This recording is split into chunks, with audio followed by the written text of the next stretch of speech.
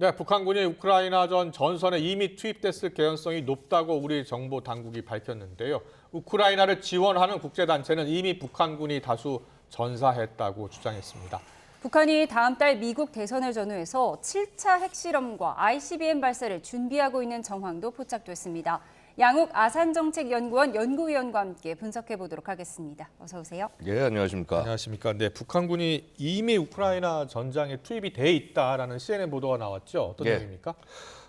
기본적으로 지금 북한군 우리가 12,000명 이게 12월까지 투입된다라는 얘기가 그동안 계속 나왔었고요.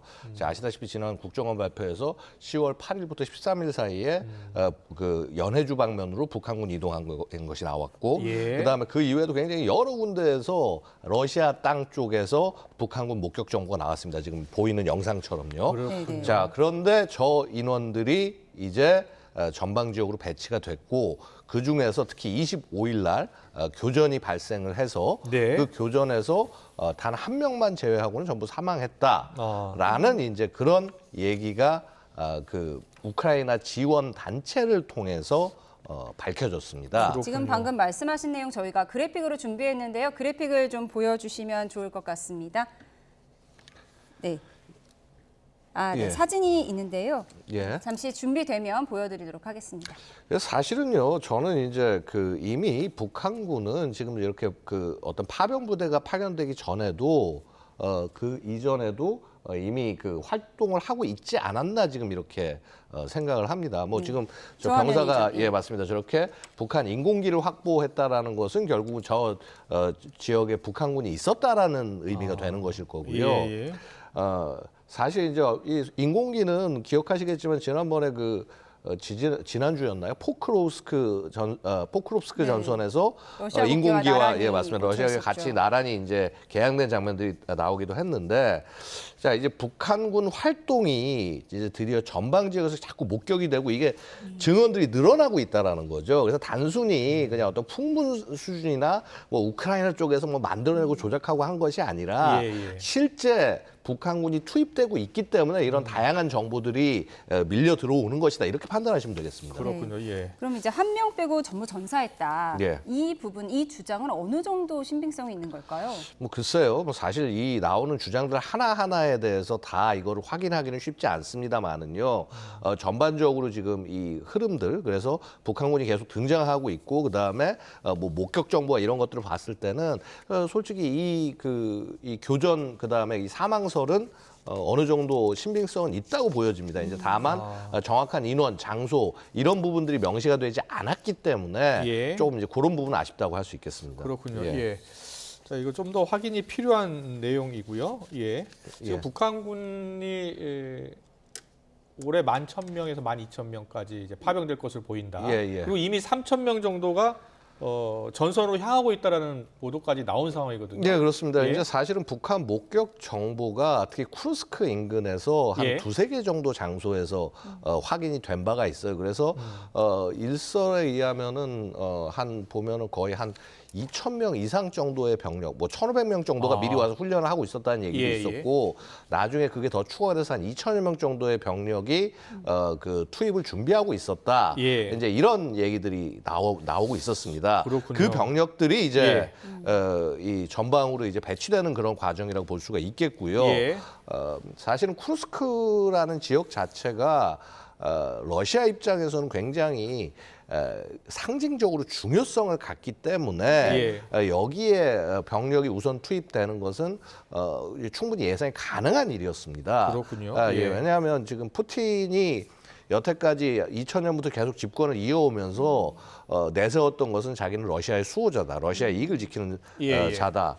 그런데 이 올해 8월 공세로 쿠르스크 지역, 그야말로 러시아 본토가 최초로 역사상 최초로 지금 점령이 된 상태고요. 그래서 이거를 탈환해야 그래야 이제 휴전을 하던 종전을 하든 갈 수 있기 때문에 이쪽에 노력을 투입할 수밖에 없는 상황이라고 말씀드리겠습니다. 그렇군요. 네. 예. 근데 이제 파병된 북한군들 이제 너무 앳돼 보이고 왜소하다 이런 지적은 계속 나왔잖아요. 그런데 예. 어제 국정원이 밝힌 내용을 보면 이 폭풍 군단이라는 특수부대 훈련을 한 게 맞고 예. 전투력 역시 우리 너무 낮게 평가하면 안 된다 이렇게 밝혔거든요. 어떻게 보세요? 저는 동의합니다. 왜냐하면요, 그 앳될 수밖에 없는 것이 거기 있는 인원들이 신병이라면 그 너무나 가능한 얘기입니다.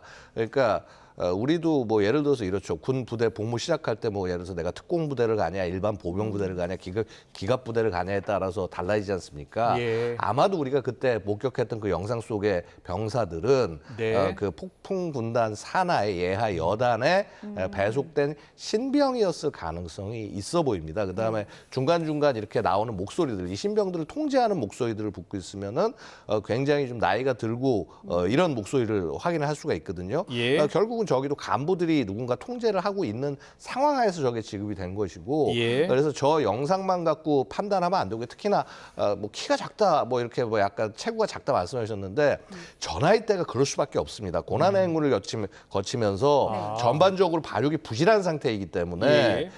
그 발육 상태만 갖고 능력이 뭐 안 된다, 뭐 이렇게 정예가 아니다 이렇게 평가하는 것은 좀 너무 오만한 접근이 아닌가 생각이 신체 듭니다. 조건과 전투력이 반드시 비례하는 건 아니다 이렇게 보신 예. 거죠. 네. 예. 그리고 북한 내부 상황으로 바로 들어가 보겠습니다. 지금 파병으로 북한 내부의 동요를 막기 위해서요. 이 장교들의 휴대전화 사용을 지금 금지하고 있다는 소식이 전해지고 있잖아요. 근데 실제로 북한의 장교들이 휴대전화를 많이 사용합니까? 아무래도 어느 정도 급이 이상이 되기 때문에 예. 활용을 하고 있다고 봐야 되고요. 예. 근데 이제 특히나 이제 해외에 나가 있는 인원들 아니겠습니까? 예. 그러다 보면 현지에서 또 그것을 뭐 예를 들어서 현지 폰이라든가 이런 것들을 또 확보할 수 있는 가능성이 충분히 있기 때문에 네. 그래서 뭐 이 사람들이 통화가 불가능하다 이렇게 얘기하는 것은 좀 어폐가 있어 보입니다. 저는 예. 오히려 주목할 것이요. 예.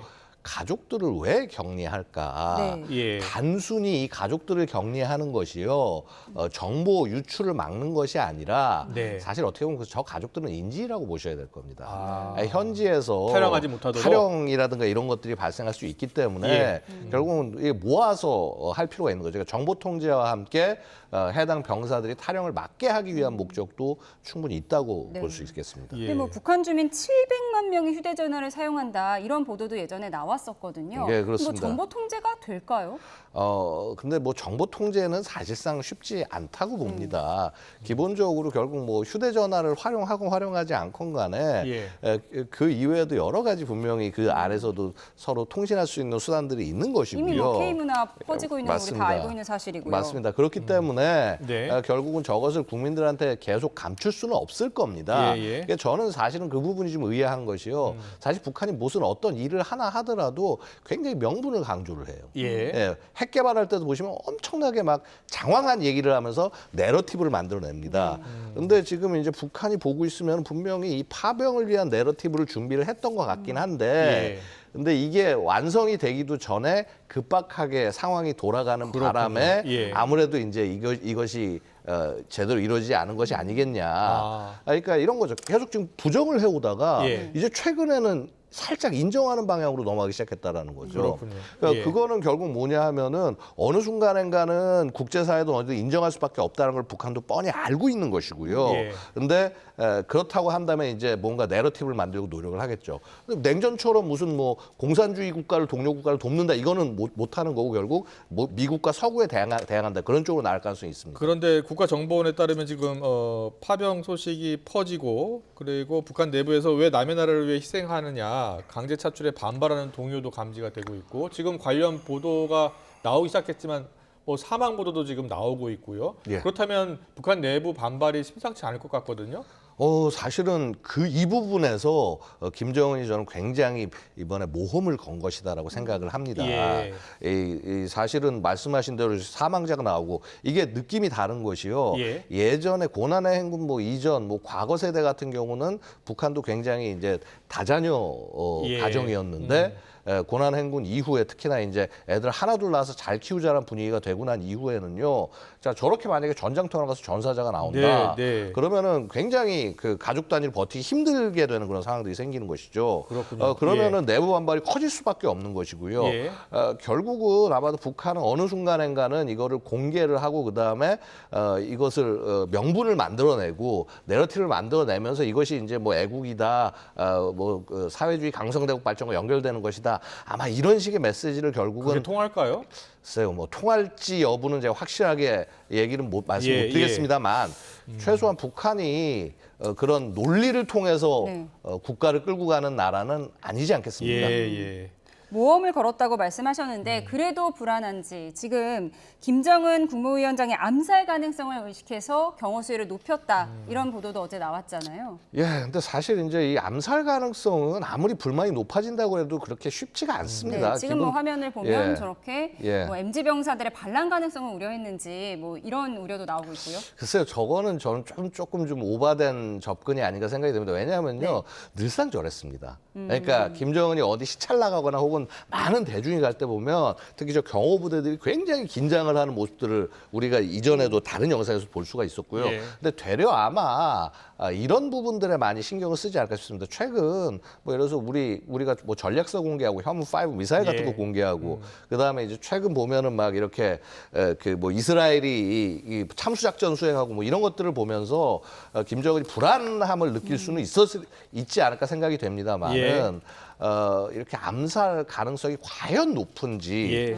이 부분은 저는 조금 좀 의문이 있습니다. 알겠습니다. 그리고 오늘 낮에 국방정보본부가 밝힌 내용인데요. 북한이 지금 풍계리 핵실험장 내부 실험 준비 다 끝냈다는 거예요. 7차 핵실험이 될 수 있고요. 또 ICBM 발사를 다음 달에 할 가능성이 높다는 겁니다. 예. 지금 어떤 상황입니까? 그러니까 기본적으로 북한이 지금 그러니까 우리 좀 맥락을 좀 말씀드리고 싶은 게요. 보통 이제 이런 얘기를 방금 말씀하신 뭐 미사일 발사 준비한다, 핵실험한다 하면서 미국 대선에 뭐 관련해 가지고 영향을 끼치기 위해서 뭐 이런 걸 한다 이런 분석을 하시는데 저는 그 부분은 동의하지 않습니다. 기본적으로는 지금 북한은 이 우크라이나 상황에서 성공을 거두는 것이 가장 중요한 것이고요. 일단 거기에 모든 정책적 초점이 맞춰져 있을 거라고 봐야 되고 자 플러스 우크라이나에 병력을 보내고 그다음에 병력 보내기 전에는 전시비 축단까지 꺼내서 보냈기 때문에 사실 굉장히 나름 불안감을 느끼고 있다는 거죠. 그래서 그 불안감을 감추기 위해서 사실은 이렇게 남북이 서로 다른 국가다 선언을 하고 그다음에 경계 장벽도 세우고 그랬는데 자 그다음에 북한이 보여줄 수 있는 건 뭐냐면요. 핵밖에 없는 겁니다. 그러니까 바로 그런 맥락에서 핵과 미사일 발사, 핵실험, 미사일 발사 이런 것들이 분명히 이루어질 가능성이 있다. 그러니까 이 북한 병력이 파병이 다 됐다. 전부 확인이 되고 집중이 되는 그 순간 야 그래도 우리 이 북조선 지키는 데는 우리는 아무 문제가 없다라는 걸 과시하기 위해서 그럴 수도 있겠군요. 미사일과 이런 것들을 발사할 지금 수 뭐 있다는 ICBM과 핵실험이라면 두 가지 레드라인을 동시에 넘겠다 이런 거잖아요.